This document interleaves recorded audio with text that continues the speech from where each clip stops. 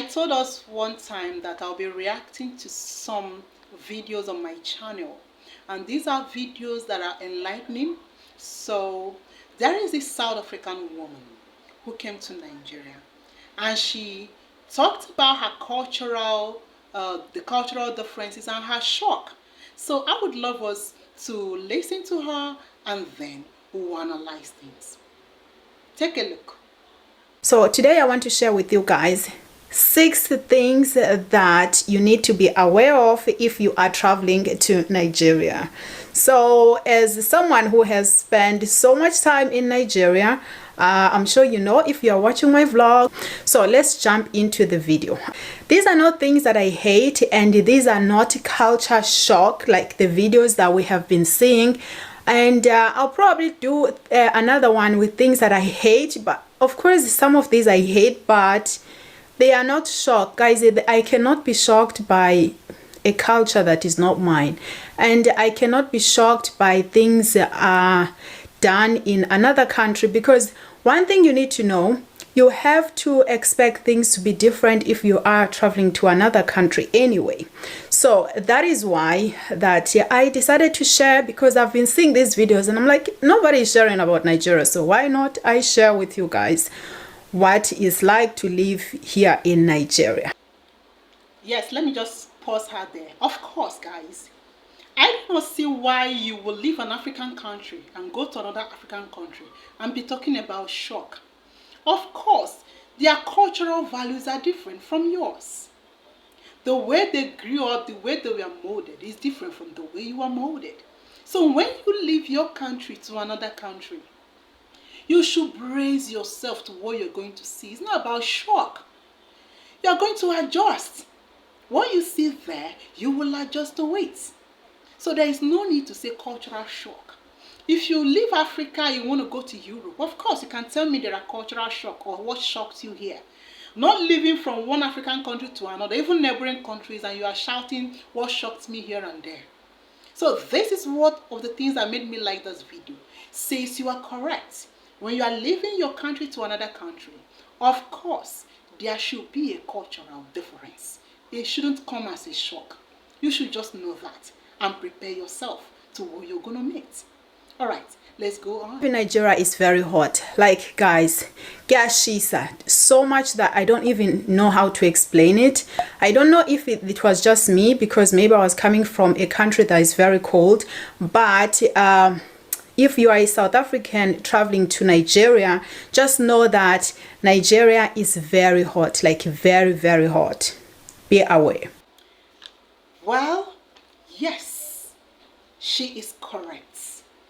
However, I would say it's even within Nigeria too. The experience also is heightened. Let me put it that way, because you're coming from a plane.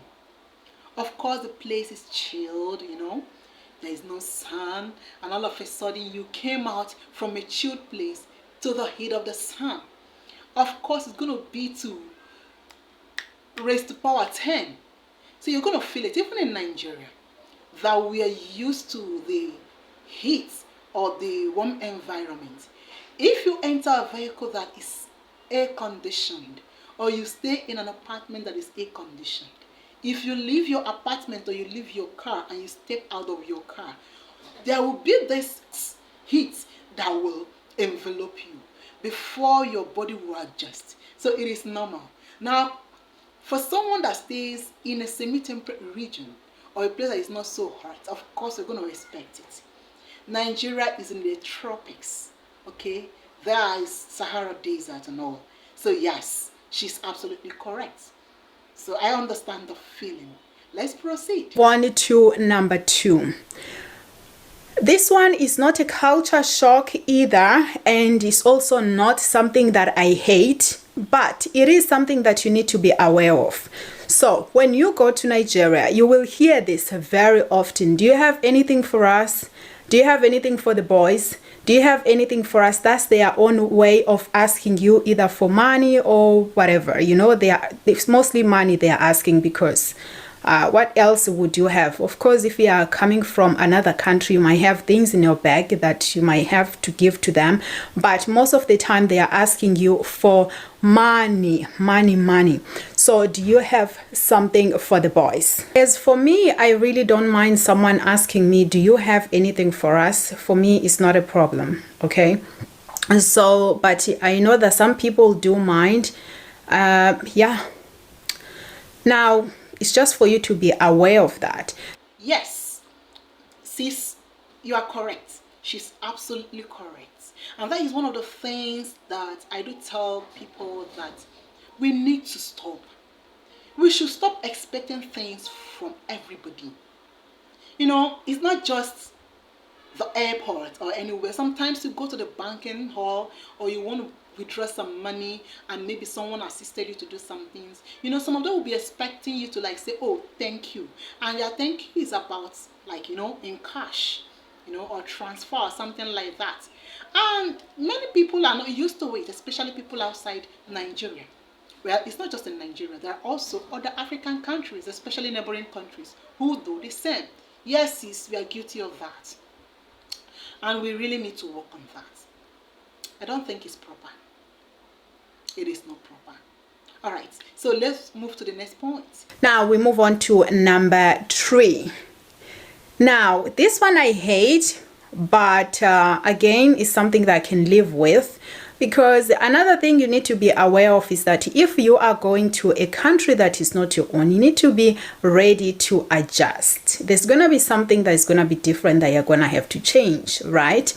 So now when you go into shops in Nigeria, first when you go to a grocery shop, I hate, so this one is something that I hate, but again I can live with it, is someone coming to ask me if I want to buy, like trying to convince me to buy something that I don't want to buy. You know, like marketing, they do marketing. So I hate someone coming to ask me that, oh, we have this, trying to convince me to buy it. Tell me about the product and move on. And I also don't like the fact that they have to be walking into people to do this marketing, because for me, one of the reasons why when I go out to do some shopping is normally sometimes to clear my brain. You know, it's just a way of, for me, it's a way of relaxing. So someone coming to convince me to buy what I did not go to buy, I just don't like it. And also when you go to shop for clothes, in a shop, let's just say some expensive shop, you go inside, they will follow you asking you if you need help. And then you say no, you touch another clothes, they'll ask you again, do you need help? Jesus Christ, if I need help, I'll definitely ask for help. So that also for me, it's a no. I hate it so much. But all these things are also things just for you to be aware of. It's not like I'm putting so much hate. It's just for you to be aware of them. And so they'll just like, you know, they'll kind of like, you just follow you around the shop, keep asking you, do you need help? You like, if it's they ask once, I would be okay with that. But it's just that I'll touch something else, I'm looking at something else, they'll come and ask me. I'll touch something else, they'll come and ask me. Allow me to shop in peace, you know, and then when I need you, I'll definitely call you. Yeah, so I find it disturbing. Like, I feel like you're disturbing me because you're not allowing me to shop. You're disturbing me. So that's something that you need to be aware of when you go to Nigeria. So that's the shops, grocery, food, and also the shop, like shopping center, any like of those, not just only expensive shop, just any shop, but mostly those small shops, they sell clothes. So we move on. Hold on, yes. I understand you. These people are not touts. Let me just put it out there. They are marketers. We call them Ndosahia. Every Igbo person watching this content will tell you. You know, they are guys that are looking forward to starting their own businesses. But maybe because of one issue or another, they are not able to raise the money. So they decided to negotiate with shop owners to stand along the road. They will ask you, do you want to buy something? They will take you to the shop. So the more you buy things, the more commission they get. Okay? So they may likely tell you that something is 15 naira.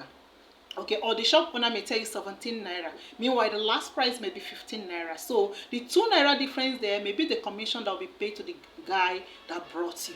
And that is why they are always asking you whether you want help or you need help, or do you need this or you need that. I know as a foreigner or as someone who is not used to it, you may feel somehow irritated. I'm so sorry about that. But that is their way of trying to market the goods to you. They are not the owner of the shop. That is the truth.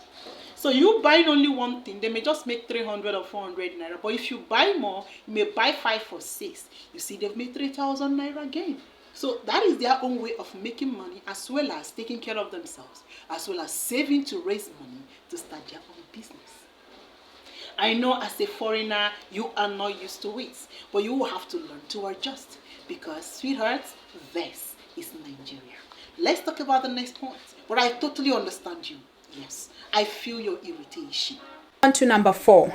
Now, number 4 is something that you need to be aware of. I do not hate this. I could live with it. In Nigeria, they are very aggressive. They shout, you know, they are very loud. So in order for you to get things done is for you to be loud as well, just like them. But if you have a low voice, a very polite, most likely the person who's more louder and more aggressive will get things done quicker than you, who's more polite and more have a very low voice, right? You might not get anything done at all, you know, just because you are a quiet person.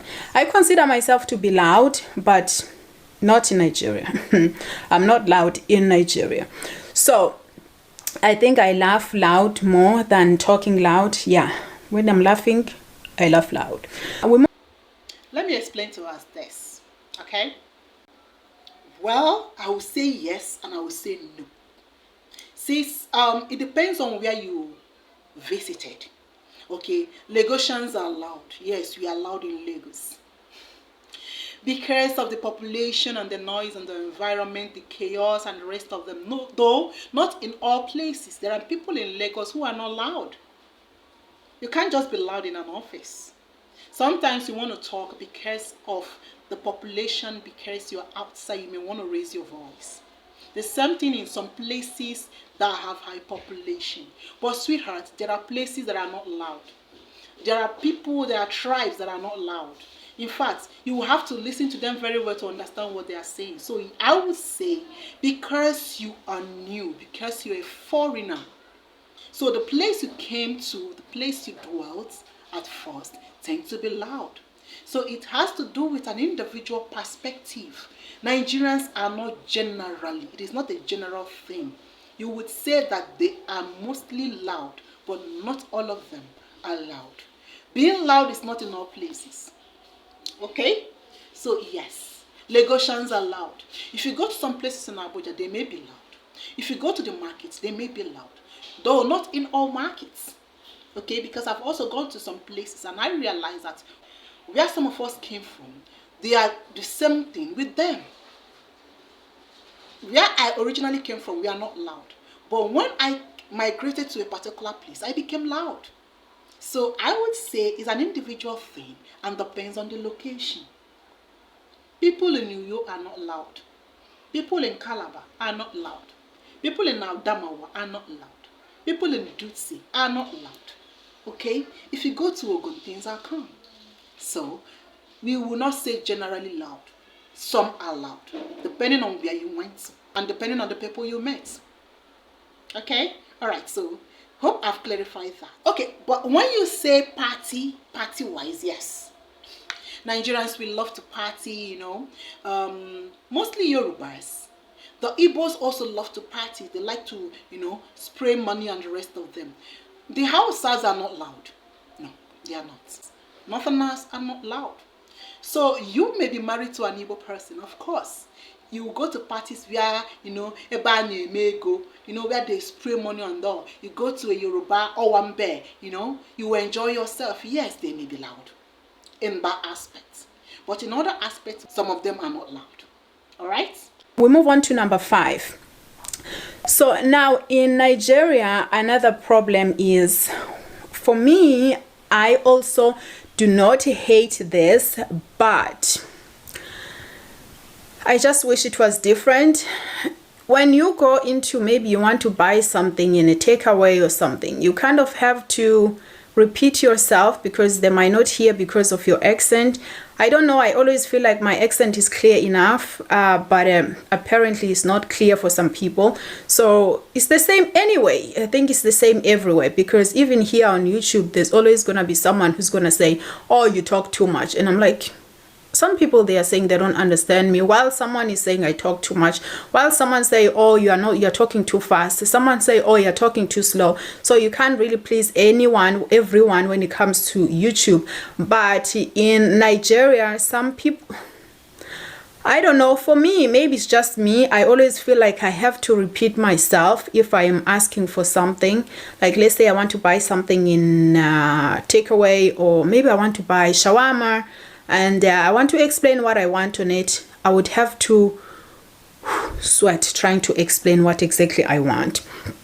And yeah, so maybe it's my accent, so I don't know. I don't know. I just hate the fact that I have to repeat myself many times before someone can actually understand what I'm saying. So this one is something that I hate. Again, it's not their fault, and I could live with it.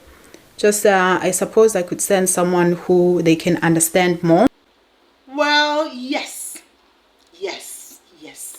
Accent may be another issue. And it is a general thing. Imagine being a Nigerian with your Nigerian accent, and all of a sudden you go to a country whereby your don is their den. You call pastor, they call pastor. Some call pastor. You know, by the time you put all these things into one sentence, it may be difficult for someone to understand everything that you said the first time. So yes, accent may also be a problem. I understand you. Okay, for you or to you, you may feel you understand yourself, but there shouldn't be any reason why they should not understand you. Simply because you're coming from a place where people understood or understand what you are saying.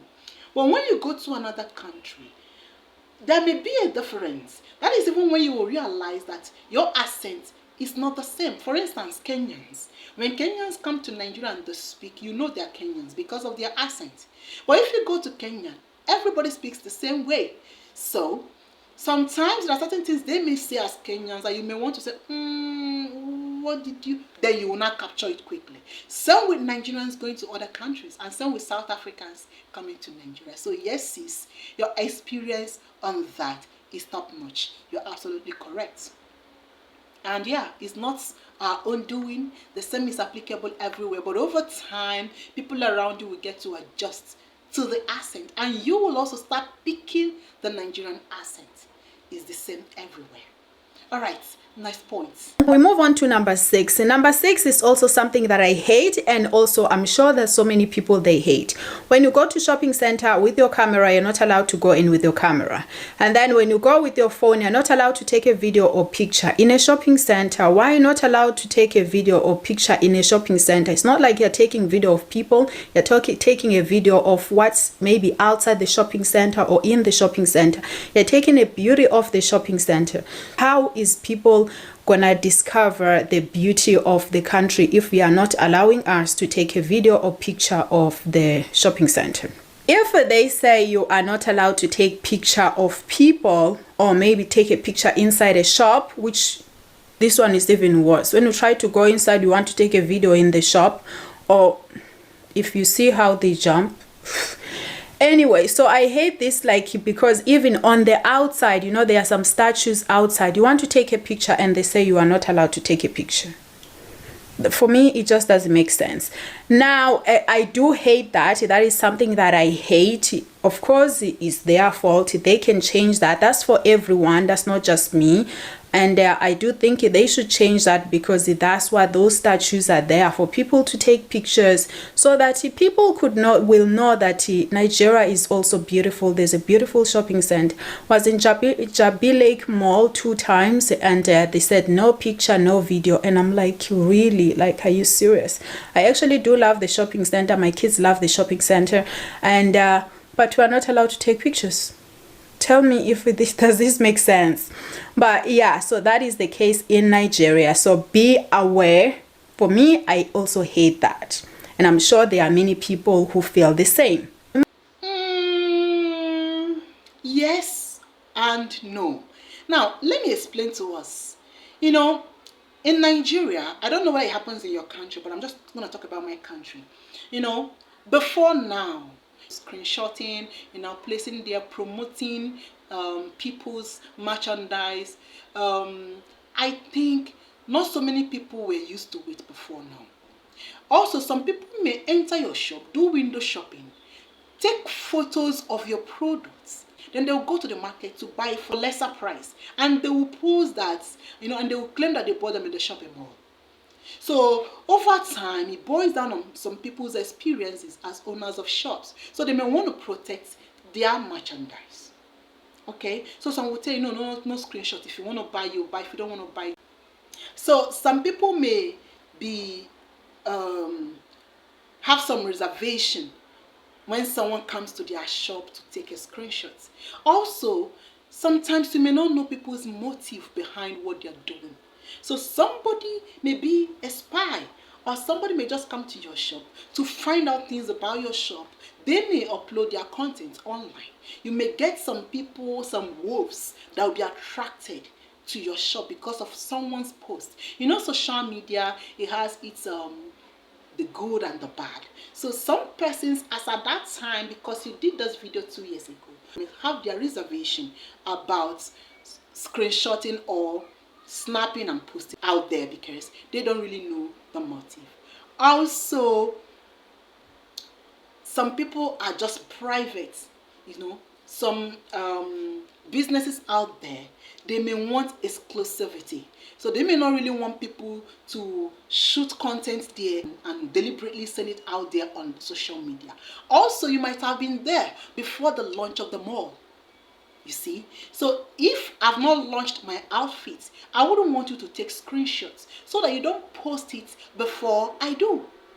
That may be another point. Also, the time you did this video, that was 2 years ago. That was some time ago. So there's a lot of improvement out there, and I feel that many of the small, they are now accepting people to take screenshots or even do some coverage and post out there to promote their mall or their businesses. So I think these may be reasons. However, currently a lot of people are welcoming people to come and take some videos, do some videos, and market their businesses out there. Hope I've clarified this. All right, nice points. Move on to number 7. What I hate also, which I think other people might hate, but maybe some Nigerians, they've got used to it, is being able to just go to bank or office without having to know someone there. In Nigeria, you can't just wake up on your normal day and go to bank and be out within 5 minutes. You could actually spend all day in the bank just because you do not know someone inside there. So if you know someone there, you could call that person and say you are coming, you want to do this, this and that and that. You get that done within 5 minutes. But if you don't know anyone in the bank, the big madam and big ogas, they will come and pass you. You'll still be sitting there. They'll attend to everybody. You'll still be sitting there. Someone else that knows somebody, that have called somebody that knows somebody, that someone that knows somebody, and that person knows somebody, they will pass you. You'll still be sitting there. You might end up just only going to sort out bank something in the bank. It might take you all day. Like being able to just wake up and go to a passport office and just fill up my passport application and be done within 5 minutes. In Nigeria, it does not exist. If you don't know somebody that knows somebody that knows somebody. So that one I hate. I just feel like I should be able to do this like without knowing somebody. So I feel like you cannot live in Nigeria if you don't know somebody. So that's how I feel. But someone might have a better experience. But I feel like if you don't know somebody in Nigeria, you cannot live in Nigeria, because before you could do anything, you have to know somebody that knows somebody that knows somebody. So those are the things that I hate. And But most of the things that I said, I do not hate. I could live with them. And yeah, so there are no culture shock. They're just some things that are different. And as well, the like of if you go to the bank and you have money, I have money. If someone like Davido walk into the bank, they will attend to him first because he's a celebrity and he have millions in the bank. In South Africa, if we have to queue, it doesn't matter if you're a celebrity or not celebrity. So this is something different. That someone, because the person have more money and the person is a celebrity, some of them, they even use back doors. They don't even queue. So that is it. Those are some of the things that I hate, but I could live with them. So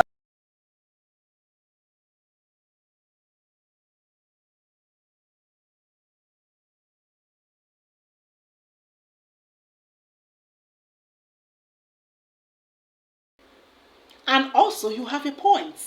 Knowing someone helps solve your problems easily. I think I'll put it that way. So yes, sis, you have a point, but not in all. Okay, you can survive in Nigeria with your money, as well as making friends. Not that you can't survive at all without knowing anybody. You have to come in first before you know people, except you married someone. But there are people that just pack their bags and enter Nigeria. How did they survive? It's by building relationship, building friendship, and of course with the right resources. So yes, you have a point.